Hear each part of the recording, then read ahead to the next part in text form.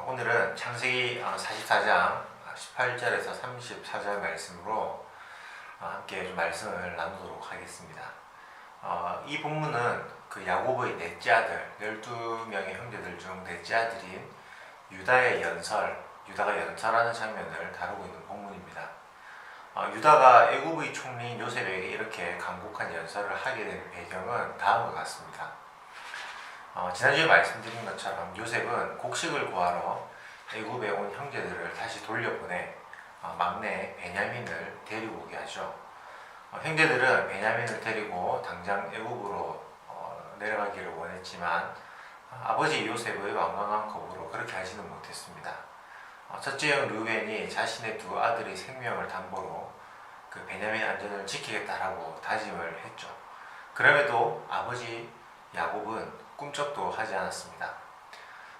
하지만 형제들은 아버지를 계속해서 설득했고 결국 가지고 온 양식을 다 먹고 기근이 끝나지 않아 결국은 베냐민과 함께 형제들을 다시 애굽으로 보내게 됩니다. 또 이 과정 가운데에 이 넷째 형인 유다가 자신의 생명을 담보로 베냐민을 지킬 테니 아버지 꼭 베냐민과 함께 가야 됩니다라고 이야기를 하기도 했습니다. 그런 일이 있었기 때문에 결국 야곱은 베냐민을 형들과 함께 애굽으로 보내게 된 것이죠. 이들은 다시 애굽의 총리를 찾았습니다. 여전히 그가 자신들의 동생이라는 것을 알지 못했죠. 베냐민을 포함한 형제들을 다시 만나게 된 요셉은 여전히 자신의 정체성을 숨긴 채 이들을 대합니다. 아버지의 안부를 묻기도 하고 또 애굽을 온 형제들에게 극진한 대접을 하며 그들의 마음을 안심시켰습니다. 그런데 이러한 상황에서 이 요셉이 형제들에게 한 가지 일을 꾸며냅니다. 이제 곡식을 가지고 이제 그들이 돌아갈 터인데 요셉이 그가 가지고 있던 은잔 하나를 베냐민의 곡식 주머니에 몰래 넣어두었던 것입니다. 그리고 돌아간 형제들에게 사람을 보내요. 총리가 쓰던 은잔이 없어졌다라고 말한 뒤 자루를 확인하게 하죠.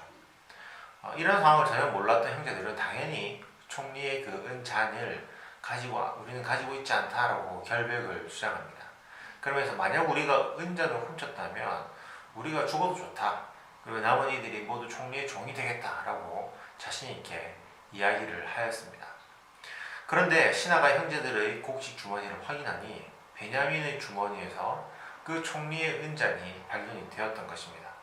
그리고 형제들은 다시 애굽의 총리 앞으로 끌려오게 되었습니다. 이 형제들의 말대로라면 은잔을 훔친 베냐민은 이제 죽어야 하고 남은 형제들은 총리의 종이 되어야 하는 상황이죠. 이런 상황에서 유다가 자신들을 변호하는 연설을 오늘 본문과 같이 하고 있는 것입니다. 그 연설의 내용을 간략히 살펴보면 이런 내용입니다. 우리는 애굽 총리 명령을 따라 막내 베냐민을 데리고 왔지만 아버지 야곱이 베냐민을 데리고 올 것을 허락하지 않아서 그 과정 가운데에 정말 큰 어려움이 많았습니다. 아버지는 요셉이라는 아들을 잃으면서 20년간 그 아픔을 가지고 살아왔기 때문에 형제들은 베냐민을 지켜주겠다고 자신의 목숨을 담보로 그렇게 약속을 하고 데리고 왔습니다. 만약 베냐민이 다시 아버지께로 돌아가지 못한다면 아버지는 죽을 것입니다. 그러니 베냐민을 대신하여 저를 남겨두고 또 그와 나머지 형제들은 다시 우리 아버지에게 돌아갈 수 있도록 해주십시오 라는 것입니다. 여러분, 이 유다가 하는 오늘 본문 바로 이 연설은요, 이 성경 전체의 내용을 봐도 좀 큰 의미를 지닙니다. 왜냐하면 이 본문은 누군가를 대신해서 죄 없는 내가 벌을 받겠다라는 그 대속적 고백, 대속의 고백으로 성경에 처음으로 등장하는 내용이기 때문입니다.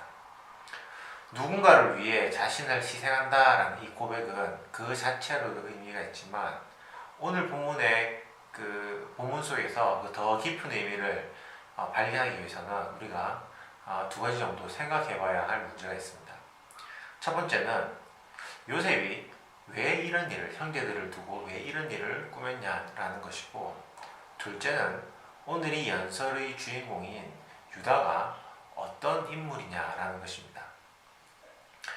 먼저 요셉이 왜 이런 일을 꾸몄을까? 우리 이 문제를 한번 생각해 보면 좋겠습니다.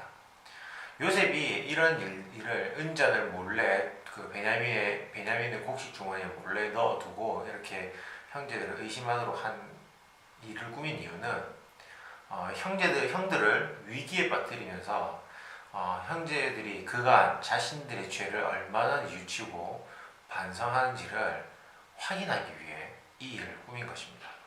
그래서 막내 동생의 주머니에 은잔을 집어넣고 위기에 빠진 막내 동생을 위해 형들이 어떻게 반응하는지를 한번 보고 싶었던 것입니다. 만약 형제들이 20년 전 그 요셉을 벌인 죄를 반성하고 있다면 오늘 위기에 빠진 베냐민을 돕기 위해 그들이 어떤 일이라도 어떤 행동이라도 했을 것입니다.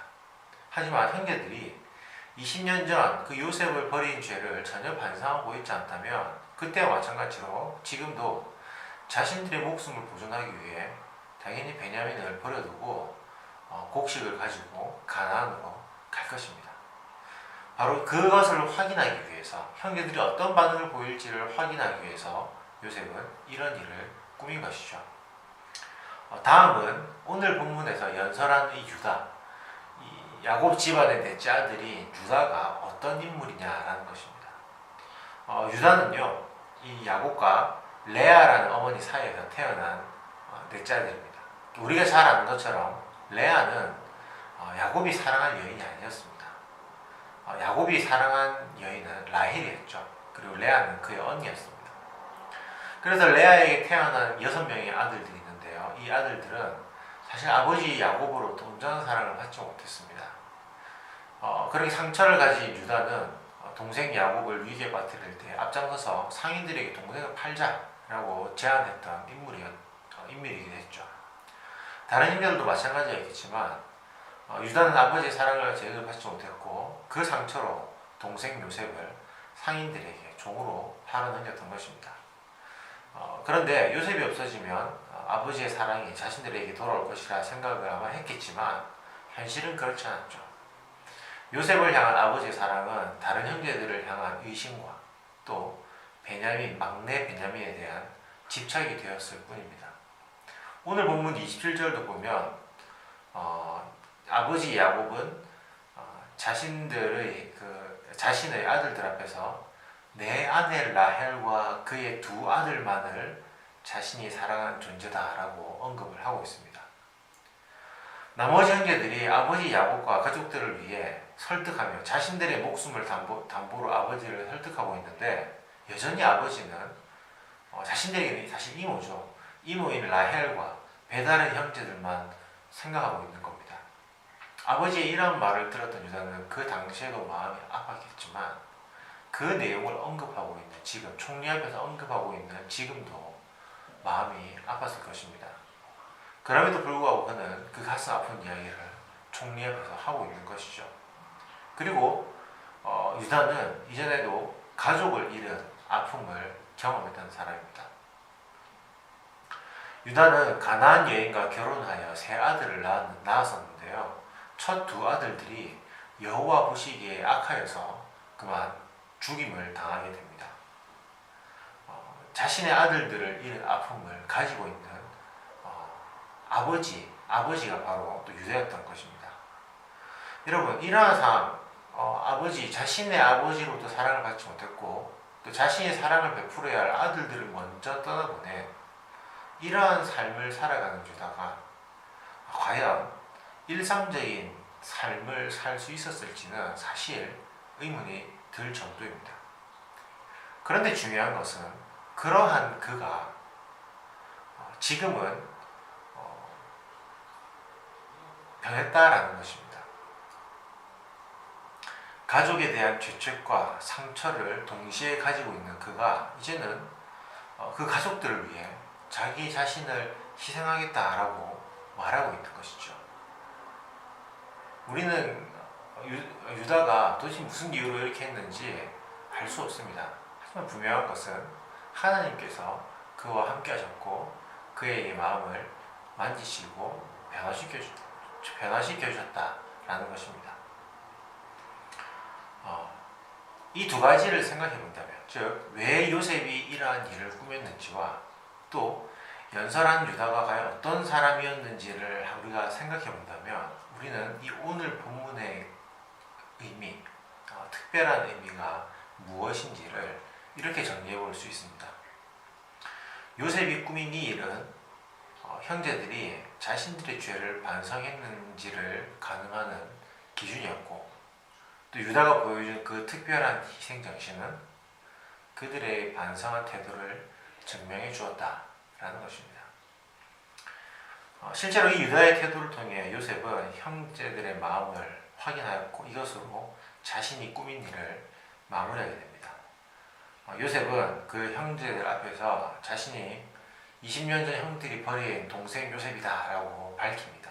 그리고 요셉과 형제들은 더 이상 애굽의 총리와 곡식을 구하러 온 이방인의 관계가 아니라 정말 한 가족으로서 극적인 만남과 화해를 이루게 되는 것입니다. 이 특별한 의미는 하나님께서 그 죄의 비참함에 빠져있는 일가족이 어떻게 회복이 되는지를 잘 보여주는 것이라 할 수 있습니다. 죄의 상처를 가지고 있었던 요셉, 또 죄의 책임을 가지고 있었던 형제들, 그리고 죄의 트라우마를 가진 야곱, 이 가족 구성원들이 다시 하나됨을 경험하고 그 가운데에 가정의 회복을 경험할 수 있었던 것은 바로 형제 유다의 특별한 희생 정신이 있었기 때문입니다. 이것으로 우리는 한 사람의 희생 정신이 얼마나 큰 위력을 발휘하는지를, 얼마나 큰 영향력을 발휘하는지를 우리는 새삼 깨닫게 됩니다.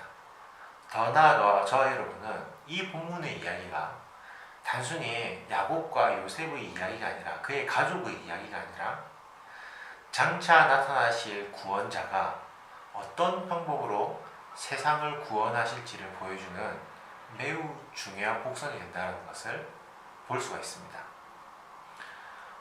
죄의 비참함에 빠진 가족들을 위해 유다가 특별한 희생 정신을 보였던 것처럼 죄의 비참함에 빠진 인류를 위해, 죄의 비참함에 살고 있는 우리를 위해 구원자 예수님이 어떤 태도를 보이셨는지를 볼 수 있다는 것이죠. 예수님이 보이신 그 특별한 태도는 바로 희생정신이었습니다.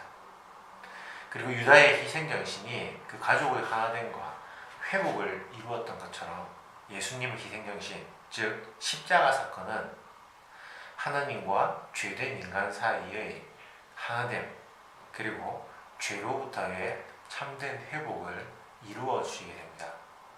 저와 여러분은 이 구약의 이야기를 통해 신약의 예수님을 발견할 수 있는 것이죠.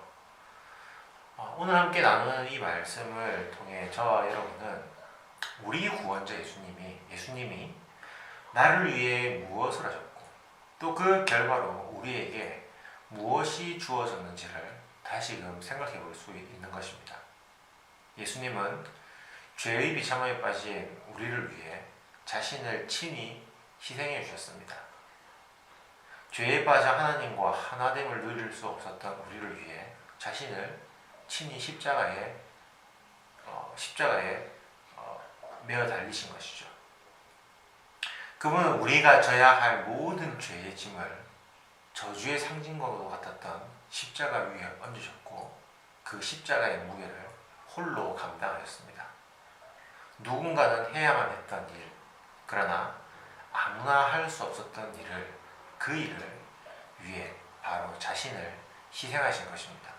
그 결과 우리는 하나님과 다시금 하나가 될 수 있었죠. 죄의 비참함에 빠져 하나님과의 화목을, 하나됨을 누릴 수 없었던 우리가 이제는 그분과 친밀한 교제를 나눌 수 있게 된 것입니다. 그리고 우리는 하나님과 함께하면서 그 하나님의 주시는 참된 회복을 경험하게 됩니다. 유다의 희생 정신으로 야곱의 가족들이 죄의 비참함을 넘어 극적인 화해를 이루었던 것처럼 우리도 예수님의 희생으로 하나님과의 화목됨을 누리는 것입니다. 저는 우리 친구들이 오늘 이 본문이 주는 의미, 특별히 야곱과 요셉 가족의 이야기라는 그 표면적인 이야기를 넘어 우리의 구원자 되시는 예수님이 우리를 위해서 무엇을 하셨고 죄의 비참에 빠진 우리를 위해 주님이 무슨 일을 하시고 또 그 결과가 무엇인지를 깊이 있게 생각하고 묵상할 수 있었으면 좋겠습니다. 그리고 그 사실을 기억하며 늘 마음에 감사한 마음을 가지면 좋겠습니다. 죄에 비참하며 살아가고 있는 우리를 구원해 주시고 우리를 그 죄로부터 해방시켜 줄 수 있는 분은 예수님밖에 없었습니다. 그리고 그 예수님이 우리를 위해 십자가에 달리신 것입니다. 여러분, 이 사실을 기억하고 살아간다면 우리의 상황이 아무리 안 좋다 하더라도 우리가 아무리 어려운 가운데 있다 하더라도 우리가 이 사실을 기억할 때마다 마음에 감사하는 마음을 가질 수 있지 않을까요? 그래서 여러분들 오늘 함께 나눈 이 말씀을 마음에 기억하며 여러분 힘들고 어려운 하루하루의 삶 가운데서도 하나님에 대한 감사를 가지고 또 그 감사가 여러분 하루를 살아갈 수 있는 여러분의 힘이 될 수 있었으면 좋겠습니다.